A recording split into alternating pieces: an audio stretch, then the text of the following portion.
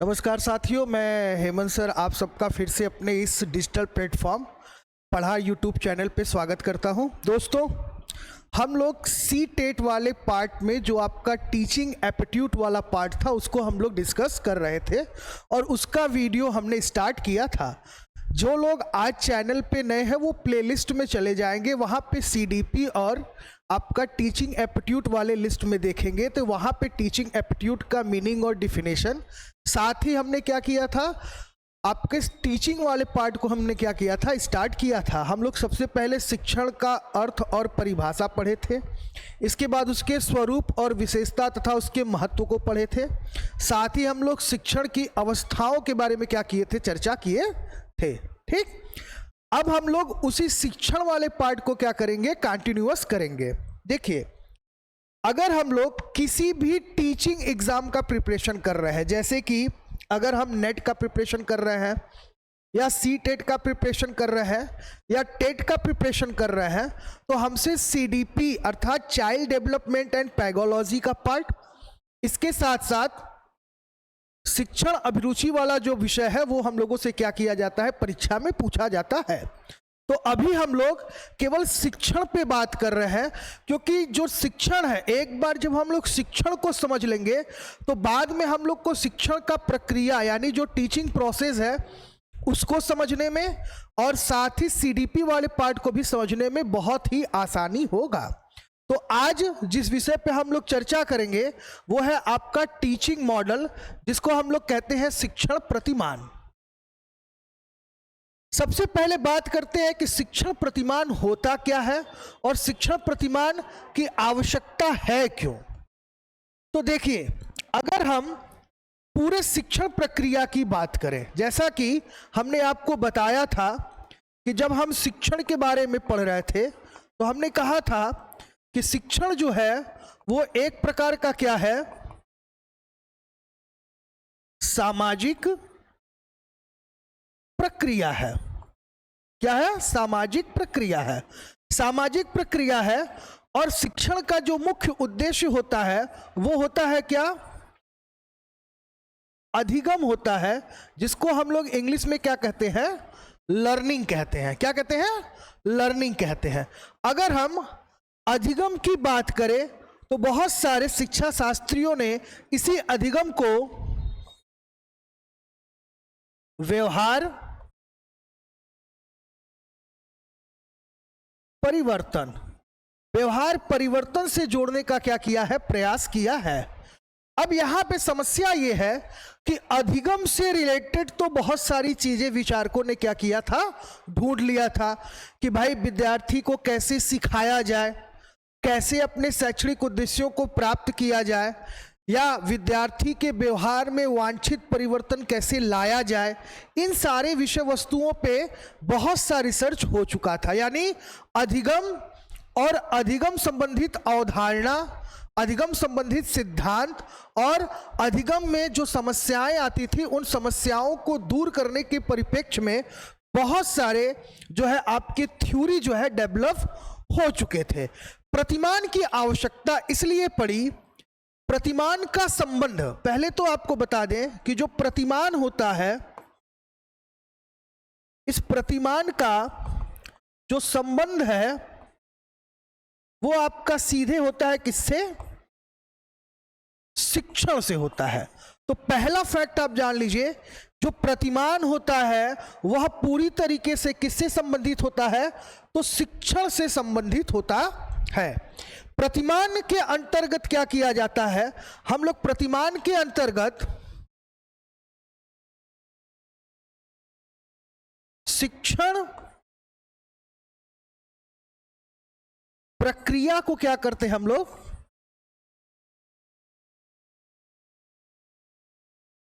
संपन्न करते हैं। यानी जो शिक्षण प्रतिमान का कार्य क्या होता है, प्रतिमान क्या करता है, शिक्षण प्रक्रिया को संपन्न करता है। एक शिक्षक जब कक्षा में पढ़ाने के लिए जाता है, जब टीचर क्लास में एंट्री करता है तो उसके समक्ष सबसे पहला जो समस्या होता है वो ये होता है कि विद्यार्थियों का ध्यान अपनी तरफ कैसे आकर्षित किया जाए। दूसरी जो समस्या होती है वो ये होती है कि शिक्षक अपने शैक्षणिक उद्देश्यों को कैसे प्राप्त करे। तीसरी जो समस्या है वो ये है कि अपने पूरे शिक्षण प्रक्रिया को हम कैसे रोचक बनाए रखें कि विद्यार्थी शुरू से लेके अंत तक जो है वह क्या रहे, शिक्षक से जुड़ा रहे। और अगली समस्या यह आती है कि हम किस प्रकार के विधियों का प्रयोग करें, किस प्रकार के कौशल का प्रयोग करें, किस प्रकार के शिक्षण सूत्रों का प्रयोग करें और किस प्रकार के शिक्षण सहायक सामग्री का प्रयोग करें कि जिससे हम अपने संपूर्ण शिक्षण प्रक्रिया को क्या कर सके, प्रभावी बना सके। शिक्षण प्रतिमान पर सबसे पहला व्यक्ति जो बात किया उसका नाम है H.C. विल्ड।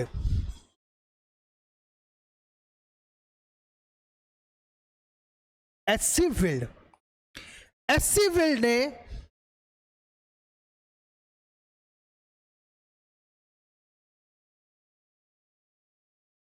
प्रतिमान को सबसे पहले क्या किया, परिभाषित किया।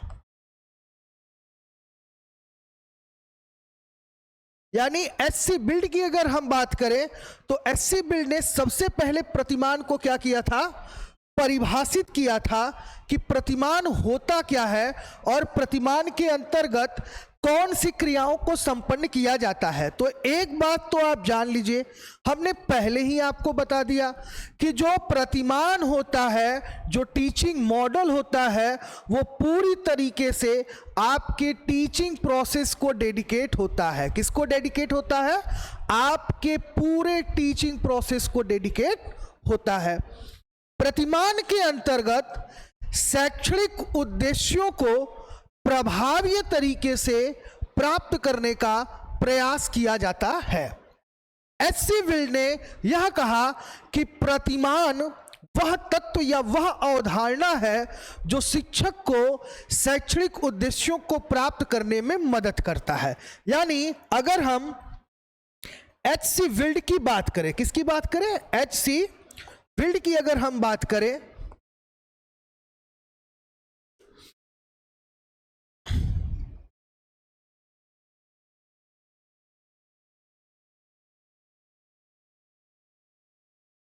H.C. विल्ड ने कहा कि शिक्षण प्रतिमान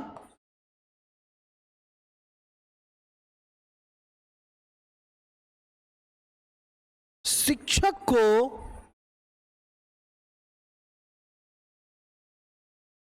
शैक्षणिक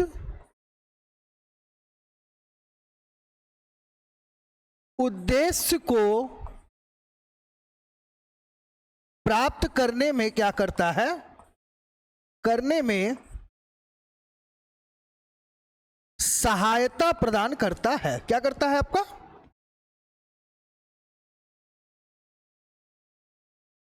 सहायता प्रदान करता है। सबसे पहले H.C. विल्ड ने इसको डिफाइन करते हुए कहा कि भैया जो ये जो टीचिंग मॉडल है, यानी हमारा जो ये शिक्षण प्रतिमान है, वह शिक्षक को क्या करता है, शैक्षणिक उद्देश्य को प्राप्त करने में सहायता प्रदान करता है। शैक्षणिक उद्देश्य की अगर हम बात करें तो शैक्षणिक उद्देश्य होता क्या है, तो क्या होता है, छात्र का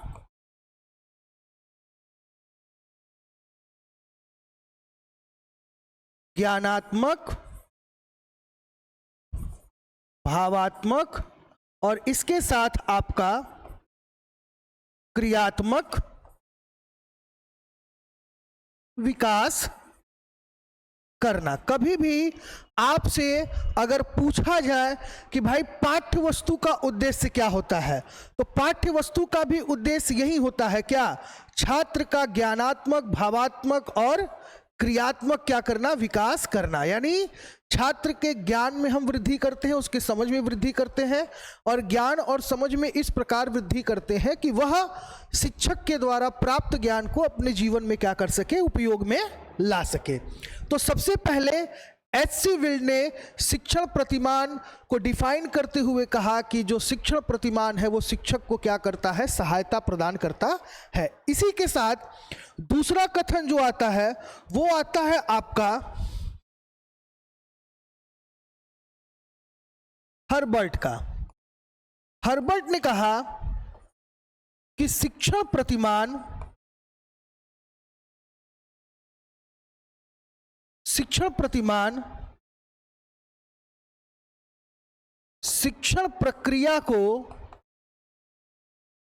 प्रक्रिया को प्रभावी बनाता है। क्या करता है, प्रभावी बनाता है। यानी इन्होंने डिफाइन करते हुए कहा कि भाई ये जो टीचिंग मॉडल है, तो उन्होंने कहा कि teaching model is a dedicated to all teaching process. यानी ये पूरी तरीके से क्या होता है, शिक्षण प्रक्रिया को समर्पित होता है, और साथ ही आपके टीचिंग प्रोसेस को ये क्या करता है, इफेक्टिव बनाता है।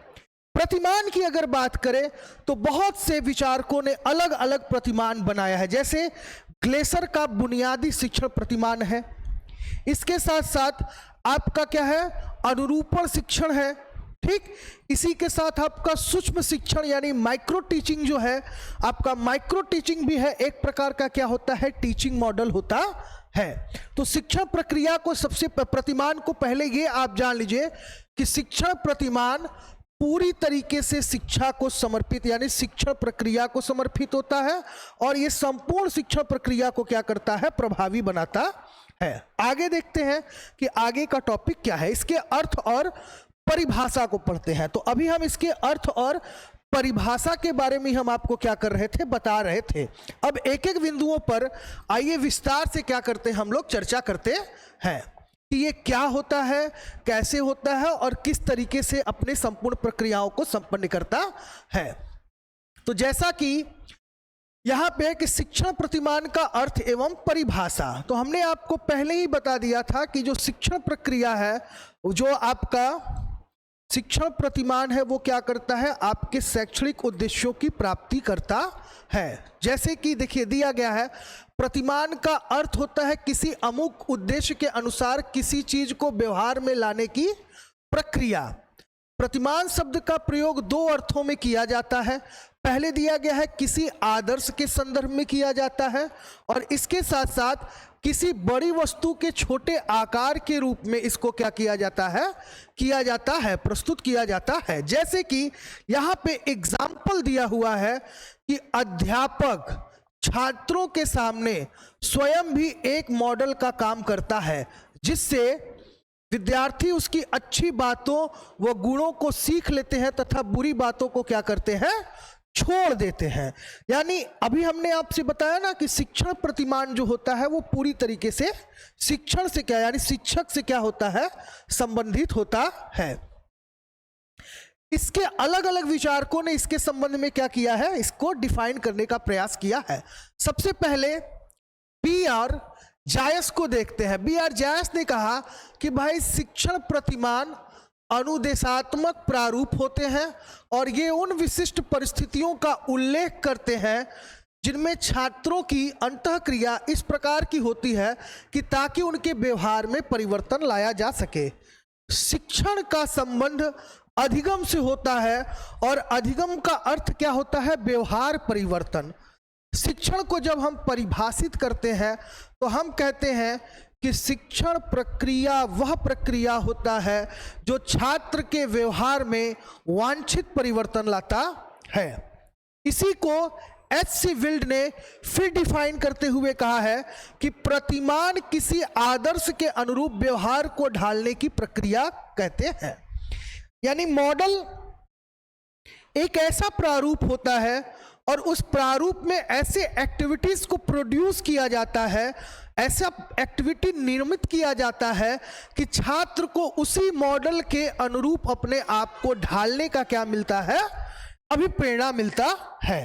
साथ ही अगला जो डिफिनेशन है वो डिफिनेशन है आपका हाइमन का। हाइमन ने शिक्षण प्रतिमान को डिफाइन करते हुए क्या कहा है, आइए देखते हैं। हाइमन महोदय क्या कहते हैं कि भाई जो शिक्षण प्रतिमान शिक्षण के संबंध में सोचने तथा विचारने की एक रीति है जो किसी वस्तु को विभाजित तथा व्यवस्थित करके तर्क संगत ढंग से क्या करता है, प्रस्तुत करता है। उन्होंने कहा कि the model is a way to talk and think about instruction in which creation fact may be organised, classified and interpret. ये इन्होंने कौन कहा, हाइमन ने कहा।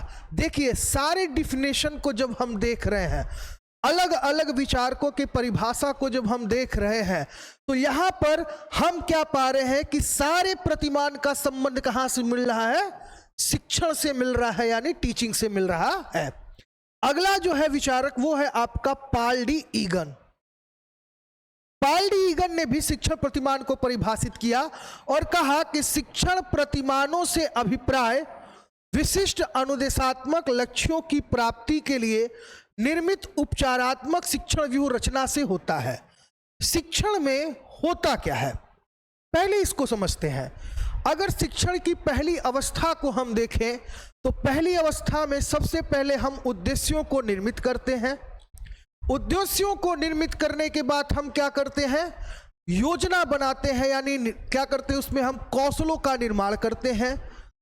इसके उपरांत हम जब कक्षा में जाते हैं तो हम अपने उद्देश्यों को प्राप्त करने के लिए शिक्षण का प्रस्तुतिकरण करते हैं। क्या करते हैं, शिक्षण का प्रस्तुतिकरण करते हैं। जब शिक्षण का प्रस्तुतिकरण करते हैं तो हम बीच बीच में यह पता लगाते हैं या जांचते हैं कि जो बात छात्र को बताई जा रही है या समझाई जा रही है वह बात छात्र समझ पा रहा है कि नहीं।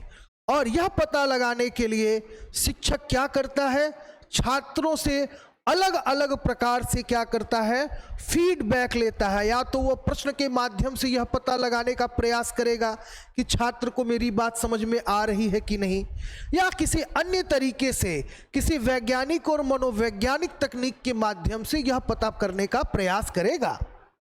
अब हम लोग जायस और विल के डिफिनेशन को क्या करते हैं, देख लेते हैं। जायस तथा विल के डिफिनेशन को अगर हम देखें तो जायस और विल कहते हैं कि शिक्षण प्रतिमान वह नमूना अथवा योजना है। क्या कह रहे हैं, वह नमूना अथवा योजना है जिसे किसी पाठ्यक्रम अथवा कोर्स निर्माण करके अनुदेशात्मक सामग्री का चयन करने तथा अध्यापक क्रियाओं का क्या करता है, मार्गदर्शन किया जा सके। सबसे बढ़िया जो आपका डिफिनेशन है वो आता है आपका डिस्की तथा क्रॉफर्ड का। इन्होंने कहा है कि भाई जो शिक्षण प्रतिमान है वो शिक्षण सिद्धांत का सर्वोच्च प्रतिस्थापन है। शिक्षण प्रतिमान बताता है कि किस प्रकार अधिगम तथा शिक्षण की परिस्थितियां परस्पर संबंधित हैं। पहली बार शिक्षण को अधिगम से जोड़ने का प्रयास अगर किसी ने किया तो इसी विचारक ने किया था। तो ये प्रमुख आपके शिक्षण प्रतिमान के क्या थे, डिफिनेशन थे, यानी परिभाषाएं थी। अब हम लोग शिक्षण प्रतिमान के कैरेक्टराइजेशन के बारे में जानेंगे, यानी हम इसके विशेषताओं के बारे में जानेंगे कि जो कैरेक्टराइज ऑफ टीचिंग मॉडल होता है वो क्या होता है। एक एक विशेषताओं के बारे में हम लोग चर्चा करेंगे और हम देखेंगे कि यह हमसे परीक्षा में अलग अलग प्रकार से क्या किया जाता है, पूछा जाता है। पहली विशेषता की बात करते हैं। पहली विशेषता क्या कह रहा है, शिक्षण प्रतिमान उचित शैक्षिक वातावरण तैयार करने में सहायक होता है। पहली विशेषता क्या है कि भाई ये जो शिक्षण प्रतिमान होता है यह उचित शैक्षिक वातावरण तैयार करने में क्या होता है, सहायता प्रदान करता है। दूसरी विशेषता कह रहा है शैक्षिक प्रतिमान छात्रों एवं शिक्षकों के मध्य होने वाले अंतःक्रियाओं का निर्देशन करता है। तीसरा कह रहा है कि शैक्षिक प्रतिमान शिक्षक के लिए एक मार्गदर्शक यानी गाइड का कार्य करता है तथा अग्रिम रूप से उसे उसकी कार्य योजना का प्रारूप उपलब्ध कराने में क्या करता है, मदद करता है। चौथी विशेषता इसका कह रहा है कि प्रत्येक शिक्षण प्रतिमान के कुछ निश्चित मूलभूत आधार होते हैं जिन पर केंद्रित होकर वह कार्य करता है।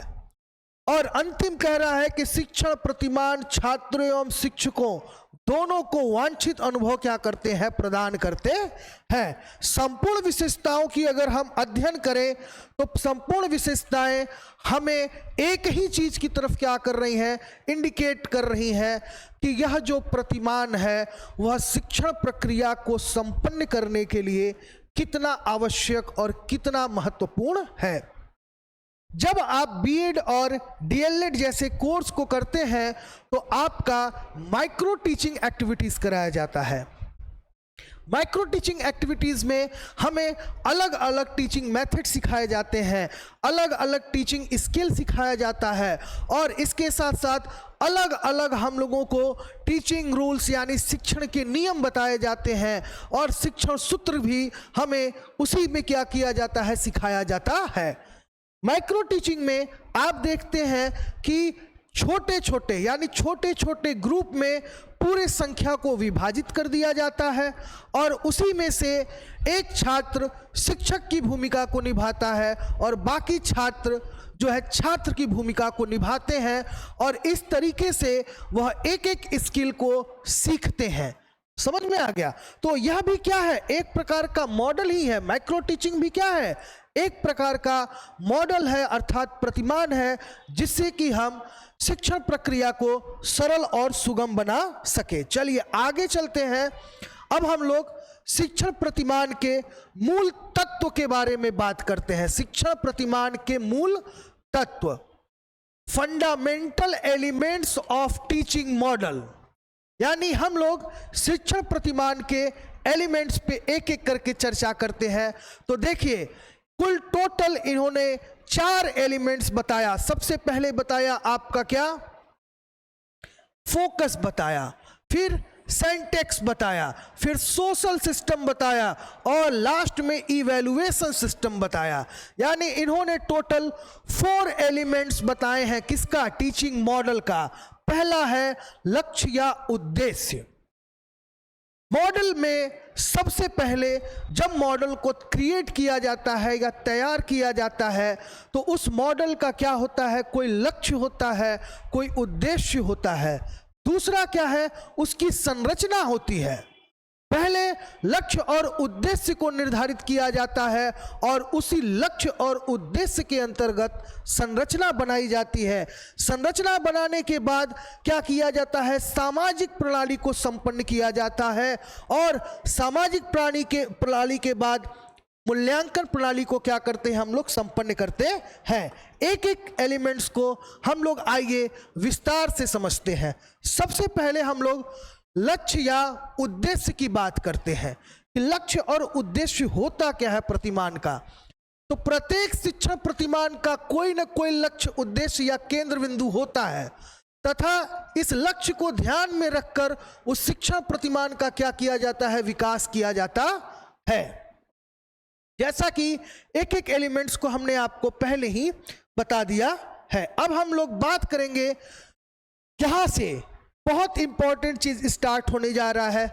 जितने भी विद्यार्थी हैं, जो लोग भी इस वीडियो को देख रहे हैं, उनसे मैं यह अनुरोध करूंगा कि आप लोग इस शिक्षण वाले टॉपिक का जो सबसे पहला वीडियो है जहां पे हमने शिक्षण और आपके अभिरुचि को डिफाइन किया है, उसके बाद शिक्षण से संबंधित अर्थ, परिभाषा, विशेषता, महत्व, शिक्षण सूत्र और शिक्षण अवस्थाओं को बताया है हमने। उन वीडियोस को देखते हुए आप शिक्षण प्रतिमान पर आए। बीएड के जो विद्यार्थी हैं उन विद्यार्थी और एमएड के जो विद्यार्थी हैं, बीएड एमएड वालों के सिलेबस में भी शिक्षण प्रतिमान यानी टीचिंग मॉडल को क्या किया गया है, इंक्लूड किया गया है। साथ ही सीटेट के लिए तो ये बहुत ही महत्वपूर्ण टॉपिक है ही। एस्टेट में जो सीडीपी वाला पार्ट है उसमें भी आपके लिए ये बहुत ही महत्वपूर्ण है। साथ में जो लोग एजुकेशन से नेट की तैयारी कर रहे हैं उनके लिए भी ये बहुत ही महत्वपूर्ण टॉपिक है। अब हम लोग शिक्षण प्रतिमान के प्रकार के बारे में एक एक करके क्या करेंगे, चर्चा करेंगे। तो सबसे पहले अगर हम बात करें तो आपका पहला है सामाजिक अंतःक्रिया प्रतिमान, सोशल इंस्ट्रक्शन मॉडल। दूसरे प्रतिमान की बात करें तो सूचना प्रक्रिया प्रतिमान, इंफॉर्मेशन प्रोसेस मॉडल। तीसरा जो है इसको कहते हैं व्यक्तिगत प्रतिमान यानी पर्सनल मॉडल। और चौथा जो है उसको कहते हैं व्यवहार परिवर्तन प्रतिमान, बिहेवियर मॉडिफिकेशन मॉडल। ये आपके अभी 4 मॉडल के बारे में हम आपको बता रहे हैं और इसी के अंतर्गत हम लोग अलग अलग मॉडल पे क्या करेंगे, चर्चा करेंगे। तो पहले मॉडल की बात करते हैं, आधुनिक शिक्षण प्रतिमान की बात करते हैं, मॉडर्न टीचिंग मॉडल्स की बात करने जा रहे हैं। पहले जान लेते हैं कि मॉडर्न टीचिंग मॉडल्स के अंतर्गत कौन कौन सी चीजें आती हैं। तो सबसे पहले आता है आपका सामाजिक अन्वेषण प्रतिमान, जिसको हम लोग कहते हैं ग्रुप इन्वेस्टिगेशन मॉडल। क्या कहते हैं हम लोग इसको? ग्रुप इन्वेस्टिगेशन मॉडल कहते हैं। दूसरा जो है इसको जूरिस आपका प्रूडेंशियल प्रतिमान कहते हैं, जूरिस प्रूडेंशियल आपका मॉडल। तीसरा जो है उसको सामाजिक परीक्षा प्रतिमान यानी सोशल इंक्वायरी मॉडल कहते हैं। और चौथा जो है इसको कहते हैं प्रयोगशाला प्रतिमान, लेबोरेटरी मॉडल। हमसे परीक्षा में प्रश्न कैसे पूछता है, एग्जाम में जो प्रश्न आता है उसमें पूछेगा कि प्रयोगशाला प्रतिमान शिक्षण प्रतिमान के किस तत्व के अंतर्गत या किस प्रकार के अंतर्गत आता है। तो हमें पता होना चाहिए कि यह सामाजिक अंतः प्रक्रिया के स्रोत के अंतर्गत आता है और इसे आधुनिक प्रतिमान के अंतर्गत क्या किया गया है, सम्मिलित किया गया है। आगे चलते हैं और सूचना प्रक्रिया स्रोत के बारे में बात करते हैं। सूचना प्रक्रिया स्रोत यानी इंफॉर्मेशन प्रोसेस सोर्स की बात करें तो निष्पत्ति प्रत्यय प्रतिमान, आगमन प्रतिमान, परीक्षा प्रशिक्षण प्रतिमान, जैविक विज्ञान परीक्षा प्रतिमान और अग्रिम व्यवस्थापक प्रतिमान। इन प्रतिमान को भी क्या किया गया है, आधुनिक प्रतिमान के अंतर्गत क्या किया गया है, सम्मिलित किया गया है। अब यहां से बात करते हैं हम लोग आपके ऐतिहासिक शिक्षण प्रतिमान का। ऐतिहासिक शिक्षण प्रतिमान की अगर हम बात करें, हिस्टोरिकल मॉडल ऑफ टीचिंग, तो हिस्टोरिकल मॉडल ऑफ टीचिंग में सुकरात का शिक्षण प्रतिमान आता है, परंपरागत मानवीय शिक्षण प्रतिमान आता है और व्यक्तिगत विकास का शिक्षण प्रतिमान। यानी यह तीनों प्रतिमान जो होता है आपका ऐतिहासिक शिक्षण प्रतिमान के अंतर्गत आता है।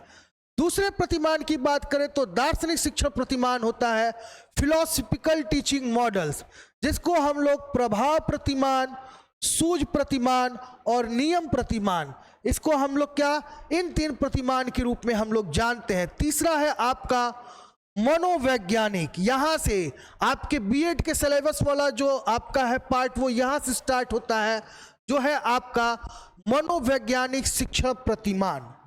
मनोवैज्ञानिक शिक्षण प्रतिमान की अगर बात करें तो इसमें सबसे पहले रखा गया है बुनियादी शिक्षण प्रतिमान। यह ग्लेसर का है। किसका? इसका जनक कौन है? तो कभी पूछा जाए तो इसका जो जनक है वो कौन है? ग्लेसर है। इसे ग्लेसर का बुनियादी शिक्षण प्रतिमान कहते हैं। कभी कभी परीक्षाओं में महात्मा गांधी के भी बुनियादी शिक्षण प्रतिमान को क्या किया जाता है, पूछ लिया जाता है।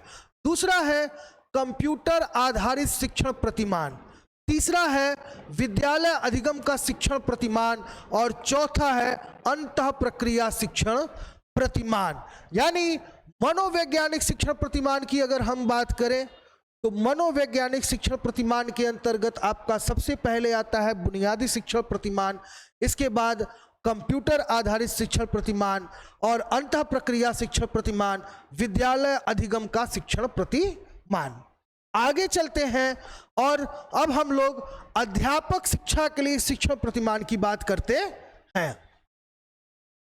तो अध्यापक शिक्षण प्रतिमान की अगर बात करें, इसे teaching models for teacher education, ये आपका सीटेट की परीक्षा में जो जूनियर लेवल का एग्जाम होता है, उस जूनियर लेवल के एग्जाम में कई बार पूछा गया है कि टाबा का शिक्षण प्रतिमान, ग्लेसर का बुनियादी शिक्षण प्रतिमान, सक्रिय अनुकूलन प्रतिमान, सृजनात्मक शिक्षण प्रतिमान, अग्रिम संगठन प्रतिमान, परीक्षा या पूछताछ शिक्षण प्रतिमान, संप्रत्यय उपलब्धि प्रतिमान, स्वामित्व अधिगम प्रतिमान, ज्यूरियस का प्रूडेंशियल प्रतिमान, सामाजिक परीक्षा या पूछताछ का प्रतिमान, जीन पियाजे का विकासात्मक प्रतिमान, अंतःक्रिया शिक्षण प्रतिमान, यानी कुल इतने प्रतिमान का नाम दिया गया है। Taba model of teaching, Glaser basic model of teaching, operant conditioning model, आपका है synectics of creative teaching model, advance organiser model, inquiry training model, concept attempt model and आपका है लास्ट में सोशल इंक्वायरी मॉडल और instruction teaching model. ठीक, एक एक प्रतिमान को हम समझते हैं। सबसे पहले हम लोग टाबा का शिक्षण प्रतिमान देखते हैं। इसमें से कुछ ही शिक्षण प्रतिमान हमारे सिलेबस के दृष्टिकोण से महत्वपूर्ण है। हम लोग इस प्रतिमान की अगर बात करें तो इसमें है अध्यापक शिक्षा के लिए किया गया, जिसमें छात्र अध्यापक अधिगम संबंधी समस्याओं का विश्लेषण कर निदान उपचार कर सके। इसके उद्देश्य की अगर बात करें तो इस शिक्षण प्रतिमान का मुख्य उद्देश्य है मानसिक क्रियाओं का विकास करना तथा सिद्धांतों का बोध कराना। हमसे परीक्षा में केवल उद्देश्य ही पूछता है। सामाजिक प्रणाली की अगर हम बात करें, इसके मूल्यांकन की बात करें, हमारे लिए सबसे महत्वपूर्ण जो है वो है आपका ग्लेसर का बुनियादी शिक्षण प्रतिमान। तो ग्लेसर के बुनियादी शिक्षण प्रतिमान की बात करें तो इस शिक्षण प्रतिमान का विकास रॉबर्ट ग्लेसर ने सन 1962 में किया था और यह एक मनोवैज्ञानिक प्रतिमान है। इस प्रतिमान को बुनियादी प्रतिमान इसलिए कहा जाता है क्योंकि इसमें मनोविज्ञान के सिद्धांतों का प्रयोग किया गया है और इसे कक्षा कक्ष मीटिंग प्रतिमान के नाम भी दिया गया है। कई बार परीक्षा में पूछता है कि वह कौन सा प्रतिमान है जिसको कक्षा कक्ष मीटिंग यानी क्लासरूम मीटिंग मॉडल कहा जाता है, तो आप कह सकते हैं कि भाई वो ग्लेसर का बुनियादी शिक्षण प्रतिमान है जिसको हम लोग क्लासरूम मीटिंग मॉडल कहते हैं। इसके प्रतिमान के निम्नलिखित 4 तत्व हैं। अगर ग्लेसर के बुनियादी शिक्षण प्रतिमान की बात करें तो इसमें अनुदेशात्मक उद्देश्य है, प्रारंभिक या पूर्व व्यवहार है, अनुदेशात्मक प्रक्रिया है और निष्पत्ति का क्या है, मूल्यांकन है। ठीक,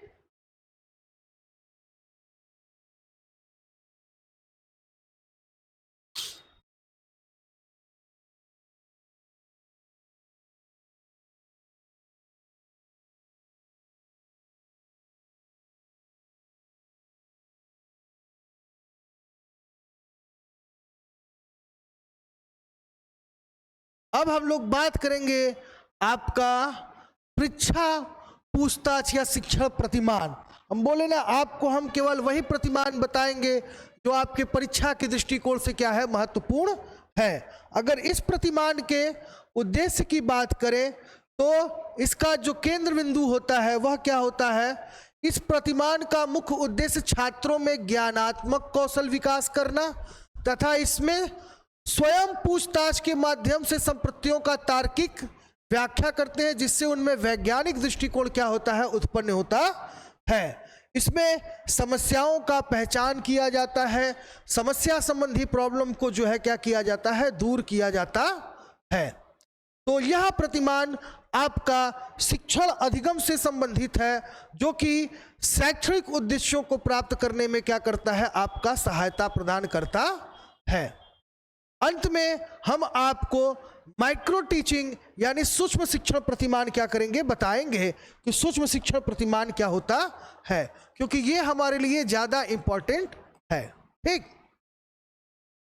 तो हम लोग अब देखेंगे सूक्ष्म शिक्षण प्रतिमान, जिसको हम लोग अनुरूपण शिक्षण प्रतिमान के नाम से भी क्या करते हैं, जानते हैं। तो अगला है आपका सूक्ष्म शिक्षण प्रतिमान। यह प्रतिमान जो है आपका अनुरूपण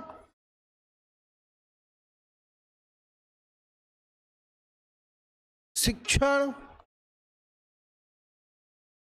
प्रतिमान के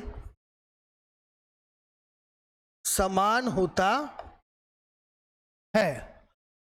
इसी को हम लोग माइक्रो टीचिंग मॉडल भी हम लोग इसको कहते हैं।